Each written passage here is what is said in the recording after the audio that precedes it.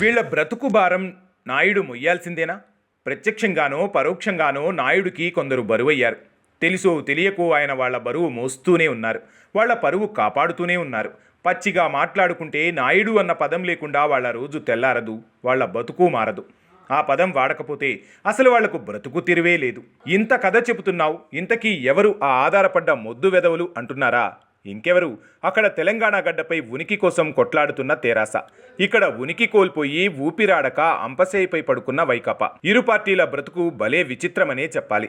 వాళ్లకు అధికారం ఉన్నప్పుడు వాళ్ళు చేసిన హంగామా, అరాచకం, మాట్లాడిన మాటలు, కూసిన కూతలు, అబ్బో అసలు మనం వాటిని నోటితో చెప్పలేం. అలాంటిది ఇప్పుడు ప్రజలు ఇంట్లో కూర్చోబెడితే కుక్కిన పేనుల్లా మారి చివరకు మళ్లీ తమ ఉనికి చాటుకునే క్రమంలో ఇంకా నాయుడు పేరే జపిస్తూ కాలం వెల్లదీస్తున్నారు.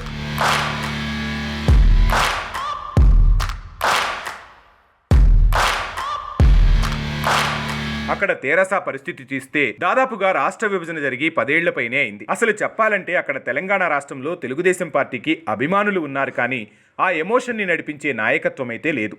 కానీ ఆ ఎమోషన్తో కూడిన అభిమానులంటే ఏదో తెలియని భయం తెరాసకి ఇప్పటికీ ఉంది. ఎందుకంటే అక్కడ అధికార లెక్క మారాలన్నా, అధికారం చేతుల్లోకి రావాలన్నా వీళ్లే ప్రధాన భూమిక పోషిస్తారు కనుక.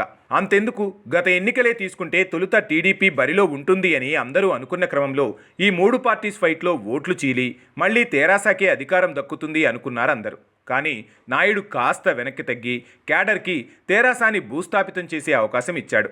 కట్ చేస్తే 10 ఏళ్ల అహంకార కోట ఒక్కసారిగా కుప్పకూలిపోయింది. ఇక్కడ వైసీపీ పరిస్థితి కూడా అంతే. 151 సీట్లతో అహంకార సామ్రాజ్యాన్ని ఏలిన వైఎస్ పులకేసి 11కే పరిమితమయ్యాడు. అది నాయుడు దెబ్బంటే.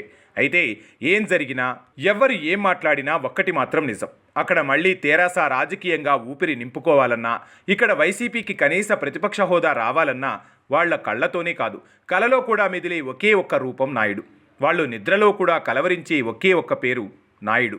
23 సీట్ల పరాజయాన్ని తట్టుకొని నిలబడి మళ్లీ 164 సీట్లతో చరిత్ర సృష్టించిన కటౌట్రా అది. ఆ మాత్రం నామస్మరణ ప్రత్యర్థుల వైపు నుంచి వినిపించకపోతే రాజకీయ అపరచాణిక్యుడు మా నాయుడు ఎలా అవుతాడు?